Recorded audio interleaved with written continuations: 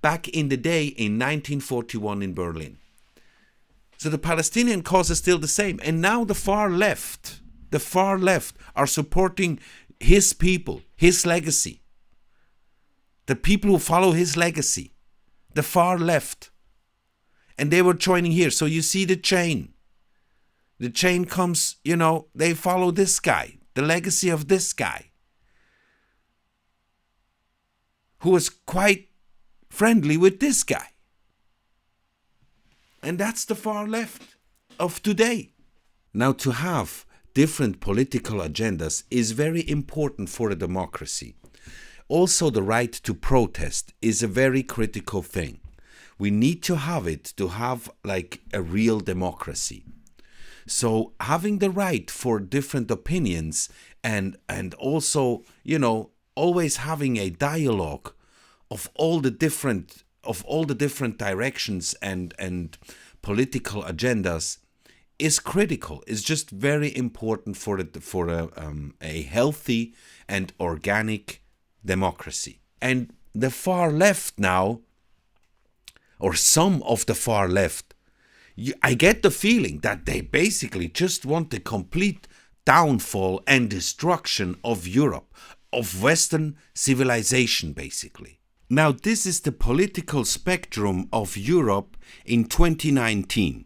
So a few years ago, meanwhile, unfortunately, it looks quite different. But this is just as an example. So we have the conservative, we have the green ones, liberals, socialists, the far left, and the far right. Now, what I think is very interesting in particular is something like this, It's so completely weird that the far left, or part of the far left, is dying to support Palestine. First of all, let's just think about all the feminists, right? All the feminists. And you kind of support the Palestinians, or the Palestinian cause, or the terrorists, basically. You kind of have this romantic view of these terrorist organizations as freedom fighters, which they are not. It has nothing to do with freedom, especially when it comes to women's rights, especially when it comes to queer rights, especially when it comes to diversity, because Allah does not love equality. No. Just get the basics of the Quran, and you will understand that this is not the case. Queers for Palestine is like the most sickest thing you could ever think of. Because when you have a look at it,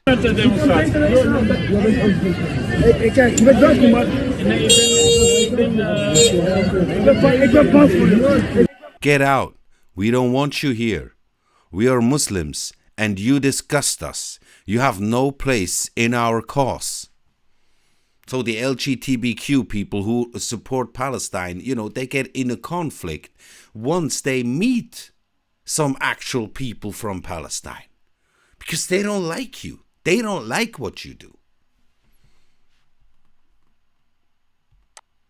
Have a look at this.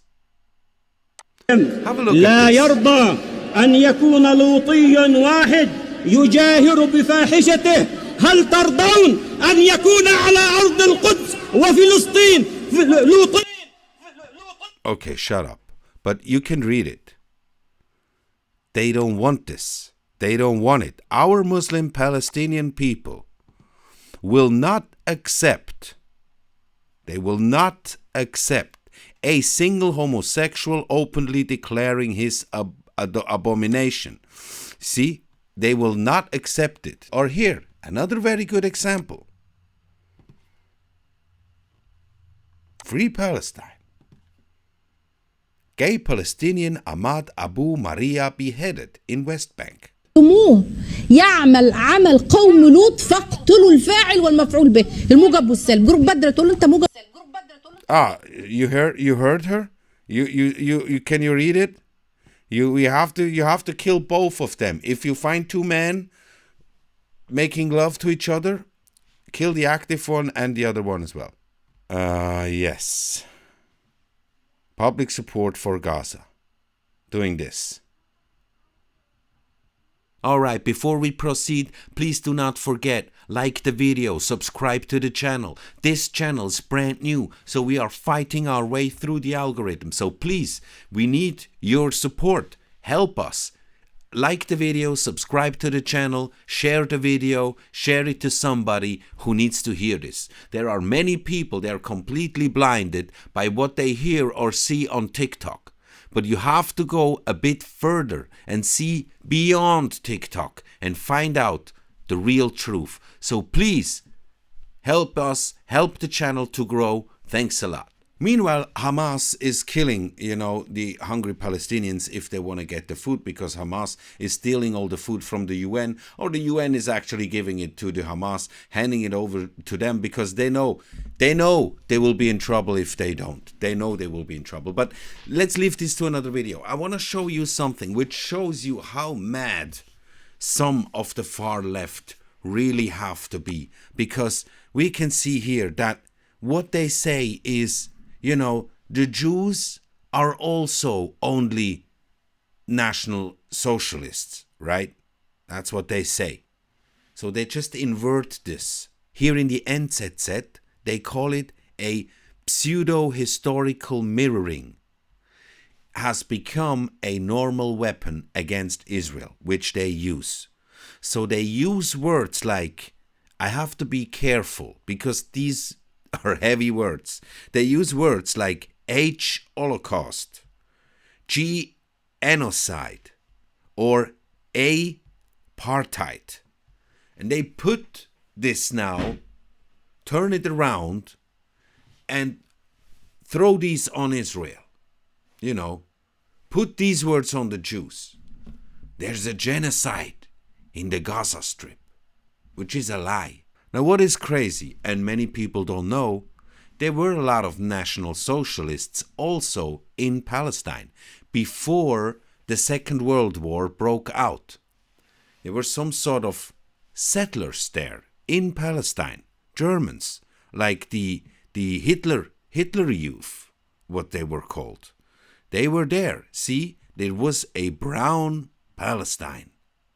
Even though they call it Palestine here, but I don't even really know what they mean, because what is Palestine exactly? There's no Palestine on the map. But that's not the point. The point is that there were a lot of colonial German forces, NSDAP forces, National Socialists in Palestine. See? And Hitler, he kind of liked the Islamists. He kind of liked them. You know why? Because they have the same enemy. National Socialists were recruiting Muslims systematically. Around 600,000 were fighting in Hitler's armies. 600,000. Most of them came from Albania and regions like this. So there were only a few Arab Muslims. They had also, but they say they couldn't really use them that much. They were not really useful soldiers. But the one from Central Europe, they kind of were. Here it says that the hatred on the Jews was not the main reason for the Muslims to fight with the Wehrmacht, with the German army, except one exception. There was one exception. Okay. At this time of the Second World War, the Wehrmacht was shortly before in front of Moscow in the Russian winter, and they were stuck there. They have won a lot of land, also regions where Islam was the main religion, okay, in the Balkan or in other parts of the Soviet Union. Now, the motives of these Muslim men to join the war for Germany were more like practical, because they were actually in a prison camp of the Germans. with inhuman conditions, under inhuman conditions. And they hope that at the front, they would have better chances to survive. So it must have been pretty bad in those prison camps if you think that at the front, I have maybe better chances to survive. Hatred on Jews was not really a reason, with one exception. Here it says in particular that the Muslims of Palestine, they saw the Jews as their enemies, and they were fired by the Grand Mufti of Jerusalem. Here they are, the Grand Mufti and Hitler having a chat. So these are the people. And it's the same cause. Like the Palestinians, they still have the same ideology, the same cause that they are fighting for is what they were doing here. Talking about the final solution of the Jewish problem. That's what these two guys here were talking about back in the day in 1941 in Berlin. So the Palestinian cause is still the same. And now the far left are supporting his people, his legacy. The people who follow his legacy, the far left. And they were joining here. So you see the chain. The chain comes, they follow this guy, the legacy of this guy, who was quite friendly with this guy. And that's the far left of today. But as always, it goes deeper than that. So let's check this out. Now we have the red triangle, right? You see this one here, red triangle. This will mark the enemies, right? That's what they use to mark the enemies. Here, red triangle someone.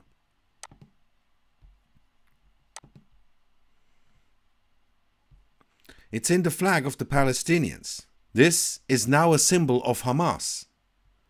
But it used to be a symbol of the National Socialists in the concentration camps. Political prisoners got marked with the same red triangle. So they combine from the river to the sea. Resistance is justified. They call it resistance. They call this terrorism resistance. And they also use that red triangle, but say, no, it has nothing like, no, we're not using it as the National Socialists were using it, although we are using it for the same cause. And it means the same thing.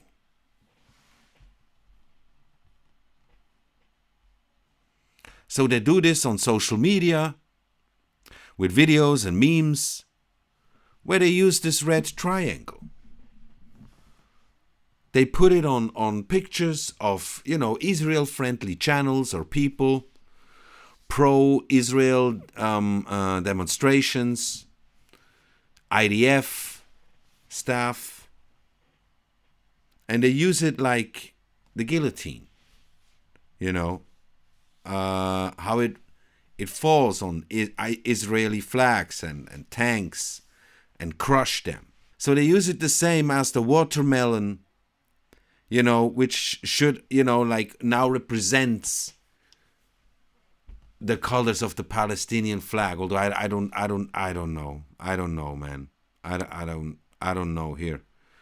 Is the colors of the Palestinian flag watermelon? But yeah, that's how far we got. How far the far left has got. That they now support people who were supporting the National Socialists in the Second World War and still follow the same ideology, like it's in the legacy. They still do the same thing. They actually have a very similar ideology, And it says here, Hitler glorified Islam. He glorified it because they both had the same enemy and they were looking for the final solution. And they thought now we can join together and really get rid of those. It's insane. And the far left is fighting for those people. The feminists are supporting these people. People who are standing, I always thought, like the leftists are the feminists, equal rights, diversity. This has nothing to do with diversity. This man, and his legacy now in the Gaza Strip, so-called Palestinians, which is not really a real thing. It's like, I don't know, it's just in your heads. But now it is trendy, right? It's trend. You have to support Palestine. People are falling for all the propaganda of Hamas. They're falling for this. It's so stupid. A lot of countries in Europe, especially in Europe, mostly Europe is falling for this. Since so many years. This, I'm telling you, I'm part of Europe. So this has been going on since 30, 40 years. They were building up. They see Europe, a major part of Europe, sees these people over there, the HAMS, as freedom fighters. They putting up resistance. It's not resistance. There's no freedom that they are fighting for. And the very interesting thing is this as I mentioned in the beginning, and in this article it's written, this pseudo-historical inversion. Now they are calling genocide, that the IDF is committing a genocide on them. Although they have it in their agenda, they have it in their book, it's even written down in their crazy book, which they call a religion, which is full of hatred and killing, and is Islamizing Europe, our women, our values, our Christian values. They hate Jesus. Everybody hates Jesus who is on the wrong side of history. You can be sure about it. You can be sure about it. Because there's no need to hate him. Because he is your savior. There's no need to hate him, except you don't want to be saved because you are completely lost. Like these people here. Like these people here were completely lost. Like these people. Of course they hated Jesus very badly. And it's in the legacy of those people. And who also hates Jesus without the reason, actually. There's no reason. If you don't like him, if you're not into Christianity, if you don't believe in Jesus, just leave it. I mean, I don't believe in Buddha. I don't hate Buddha. I just don't believe in it. It's not my way, but I don't hate it. But you know who also hates Jesus without any reasons? The far left. Sometimes not even only the far left, but major parts of the left. And you have to be careful and especially check on people who are hating or mocking Jesus. Believe me, it maybe sound stupid, but check it for yourself. And you will see what I mean. Anyway, that's all I have for you for today. Please do not forget, comment down there, leave your opinion, let me know what you think about it, and thanks for watching. See you in the next one. Bye-bye.